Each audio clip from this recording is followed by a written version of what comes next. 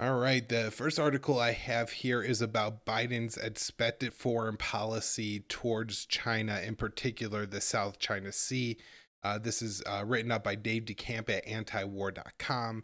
And experts told the South China Morning Post that Biden would not soften the U.S.'s stance on the South China Sea, pointing out it was the Obama administration that began challenging Beijing's claim to the waters.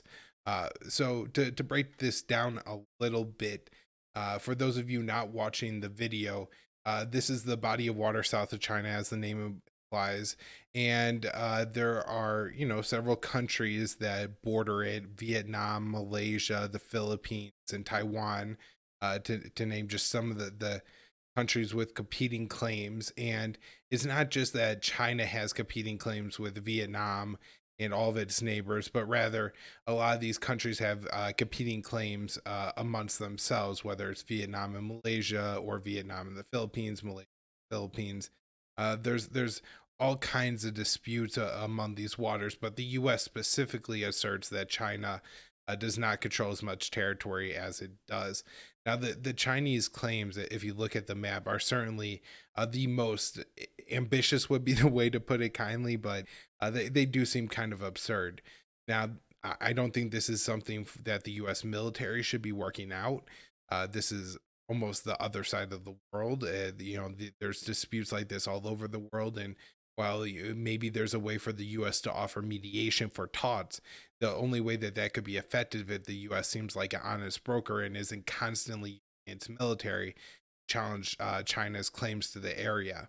When we talk about the U.S. military challenging the Chinese claims, it comes in a lot of ways. We sail warships to the South China Strait. We sail warships, not the South China Strait, the Taiwan Strait. There's strings of islands in the South and East China Seas that are claimed by either Japan or the Philippines, but also China. And if China starts to develop the islands by building up these reefs, turning some of them military bases, others into, I think they're doing like petroleum exploration or natural resource exploration, stuff like that. The U.S. will take our warships and we will sail them around the islands as I guess a display that we do not approve of China's claims to these islands.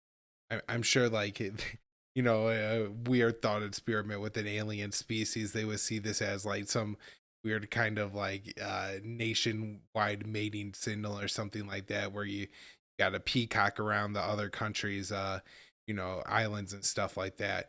One of the problems with the U.S. escalating in this region is that it really doesn't make sense for the U.S. I mean, this is the other side of the world. We have a lot of domestic spending problems. We don't have the money to pour into trying to maintain or challenge China's claims here.